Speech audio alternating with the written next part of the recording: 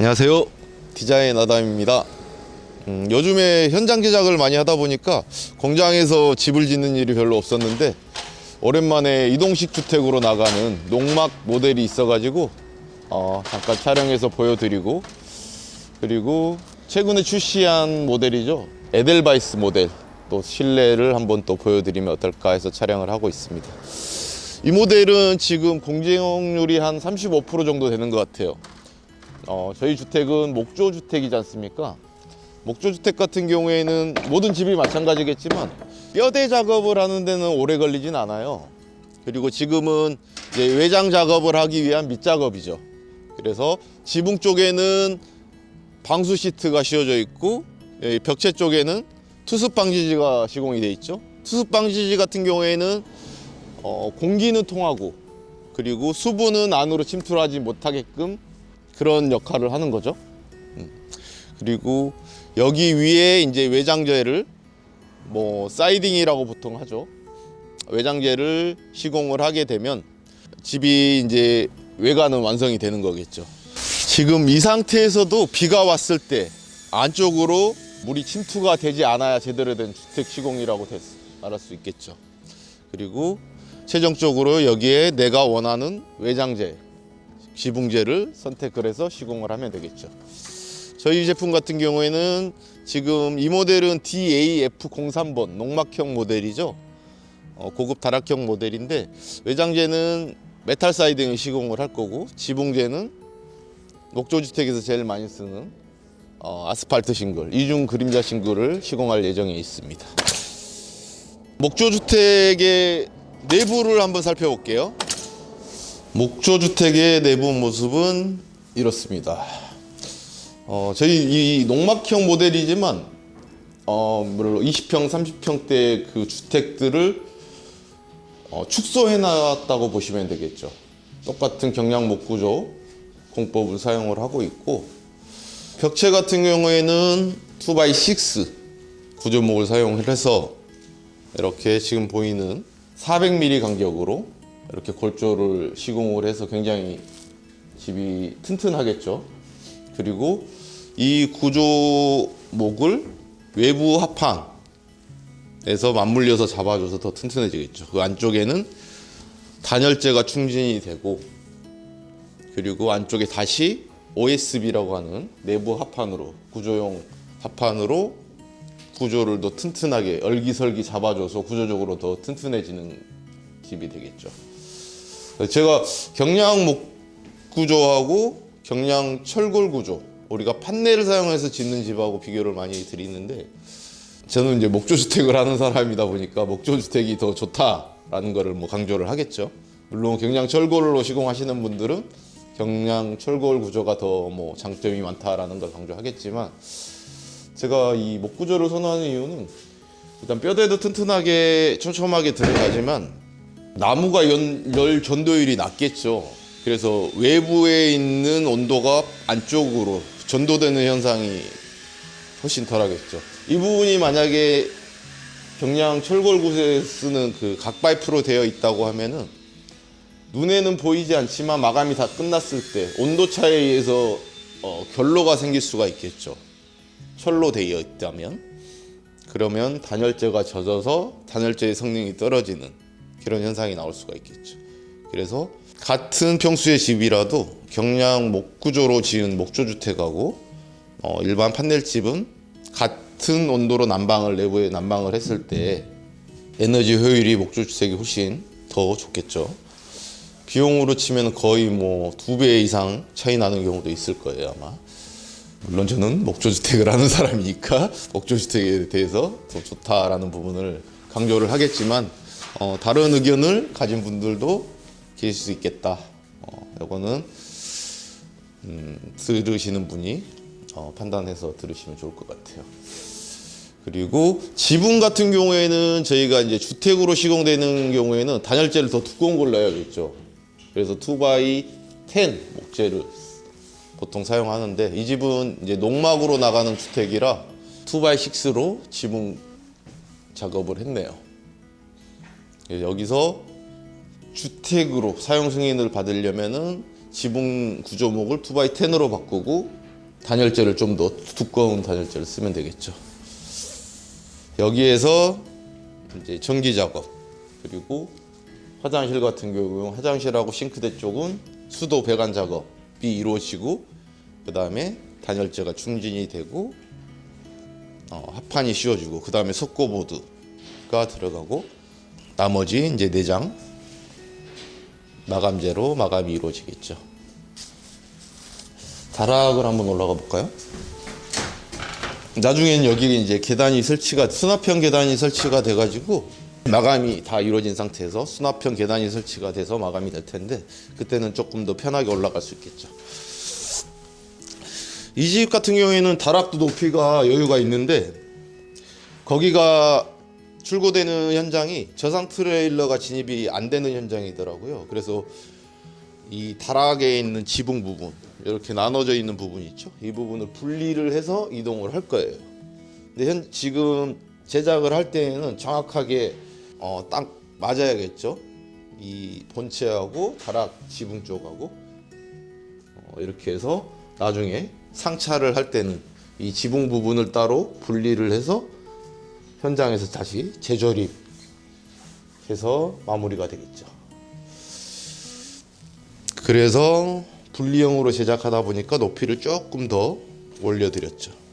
이 창틀 부분에 대해서 제가 설명을 많이 하는데, 저거는 뭐 우리 회사만 하는 건 아니고 모든 목조주택을 시공하는 회사들은 이 창틀 부분에 헤더라고 하는 구조체를 한 번 더 시공을 해서 창의 골조 무게에 의해서 창이 눌리는 현상을 막아주겠죠.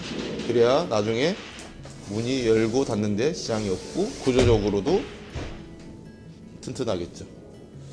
간혹 예전에 지은 집들 보면, 특히 경량 철골 구조의 집들, 판넬로 지은 집들이 그런데 골조는 되게 듬성듬성 들어가 있고 판넬로 창 부분만 오려내서 거기다 창을 시공하는 경우들이 있더라고요. 처음에는 좀 괜찮다가 몇 년 지나고 나면 창이 잘 안 열려요. 여기가 눌려서. 그런 경우들이 생기는데 그렇게 시공을 하면 안 된다. 그래서 제가 어떻게 보면은 그런 판넬 집들을 좀 극혐하는 그게 이유이기도 한 것 같아요. 우리 회사만 하는 게 아니고 모든 목조주택을 시공하는 회사는 다 이렇게 시공을 한다, 이렇게 보시면 될 것 같아요. 근데 약간의 모양은 다를 수는 있겠죠. 근데 구조적으로 튼튼하게 잡아주는 거는 꼭 필요하다, 이렇게 보시면 되겠네요. 여기도 마찬가지로 창이나 출입문, 도어가 시공되는 쪽 위쪽에는 이렇게 구조적으로 한 번 더 잡아준다, 이렇게 생각하시면 될 것 같아요. 나무 구조목으로 빔 구조를 이렇게 디귿자 형태로 만든다고 생각을 하면 될 것 같아요. 그래서 힘을 받쳐주는 구조가 되는 거죠. 여기가 화장실이 되겠네요.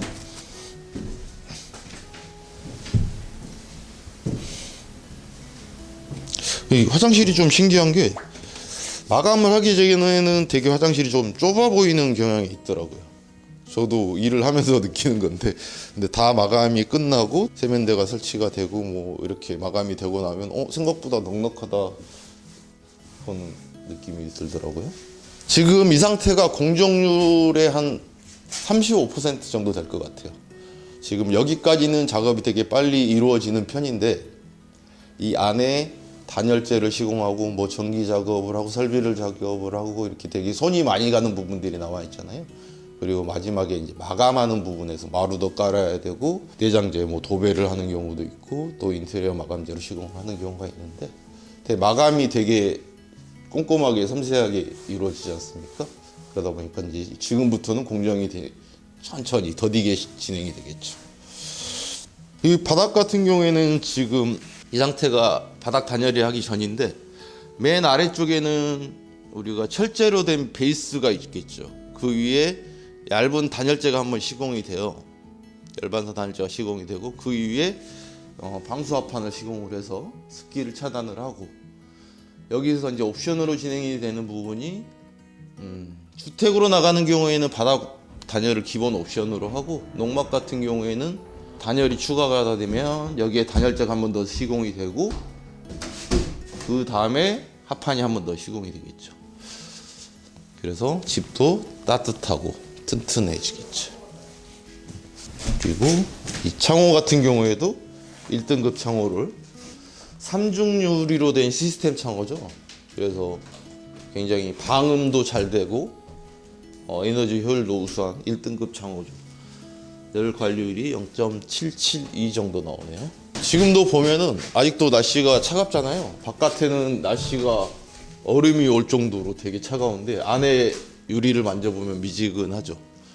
유리가 두 겹으로 되어 있고 그 두 겹 유리 사이에 공기층, 알곤가스가 또 충전이 되어 있고 그리고 맨 안쪽 유리에는 로이 코팅이 되어 있어서 굉장히 성능이 우수한 창호가 되겠네요.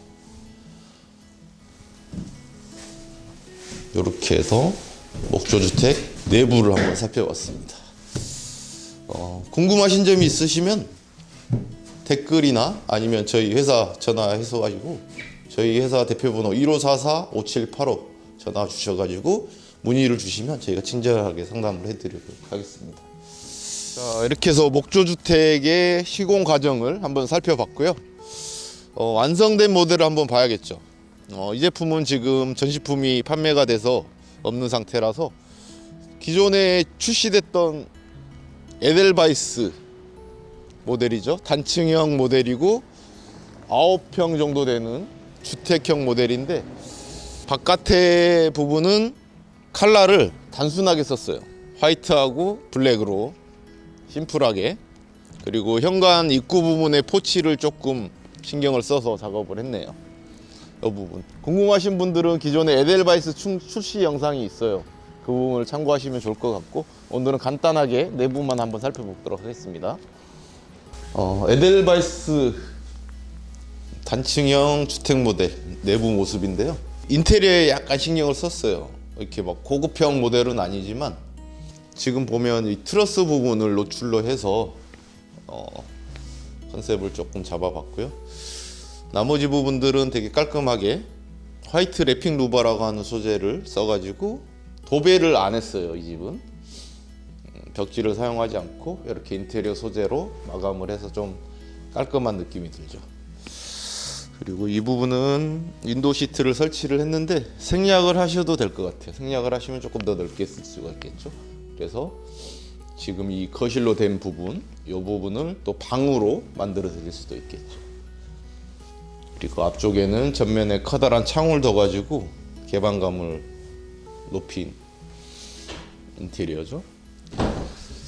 지금 이 부분에는 이제 소파하고 뭐 테이블을 설치를 했는데 여기다가 이제 침대를 놓고 쓰셔도 될 것 같고 보통 이렇게 작은 소형 주택들은 기존의 아파트나 이런 다른 데 본체가 있고 별채처럼 아니면은 외곽에 세컨하우스로 사용을 하시는 경우가 많아가지고 약간은 좀 카페처럼 또는 펜션처럼 이렇게 놀러 온 기분이 나서 좀 힐링할 수 있는 공간이 됐으면 좋겠다 싶어서 이렇게 한번 컨셉을 잡아봤죠.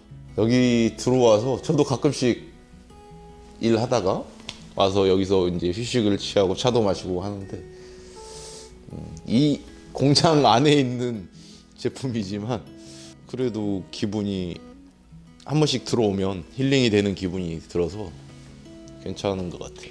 근데 이게 이 제품이 자연에 놓여진다고 치면은 굉장히 경치 좋은 데 놓여지면 훨씬 더 근사한 공간이 되겠죠. 이쪽은 주방이 되겠네요. 주방에서 음식도 하고 설거지를 할 수 있는 싱크볼이 널찍한 게 시공이 되겠네요. 음식도 만들어서 바깥에 이제 데크 쪽에 이렇게 파티오 창을 통해서 음식을 이렇게 꺼내기도 쉽겠죠. 동선이 편리하게 되네요. 이 부분은 여기 화장실을 넓게 쓰시고 싶으신 분들은 전체를 다 화장실로 잡아도 될 것 같아요. 여기는 워시타워를 설치할 수 있는 공간을 이렇게 깔끔하게 가구로 짜서 시공을 했네요. 이렇게 지금 수도 배관 작업이 되어 있죠. 아래쪽엔 세탁기, 위쪽엔 건조기 이렇게 돼 있고 이 공간을 뭐 다른 용도로 활용을 하셔도 될 것 같아요. 저쪽 싱크대 아래쪽에 빌트인 세탁기를 넣게 되면 이 공간을 또 수납 공간으로 활용할 수도 있겠네요. 옷장을 넣을 수도 있고 그리고 아래쪽에는 온수기도 보이지 않게 깔끔하게 이렇게 매립을 할 수 있게끔 가구로 설치를 해서 위쪽 공간도 활용할 수 있게끔 이렇게 시공이 되어 있네요. 화장실도 되게 깔끔한 것 같아요. 여기서 샤워도 할 수 있는 샤워기가 설치되어 있고, 그리고 굉장히 큰 이렇게 수납장이 시공이 되어 있네요. 그 우드로 포인트를 좀 줘서 선반을 이렇게 시공이 되어 있네요. 여기가 냉장고로 오면 딱 좋겠네요.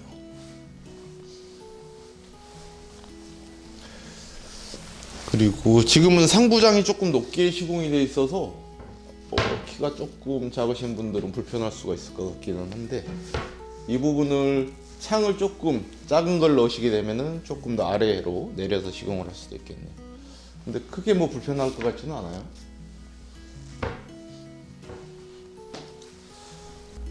가족들하고 이렇게 오랜만에 모여가지고 맛있는 음식도 이렇게 먹고 즐거운 명절을 보내셨을 것 같은데, 저 가끔 그런 생각이 들더라고요. 우리나라는 이렇게 신정하고 구정이 나눠져 있잖아요.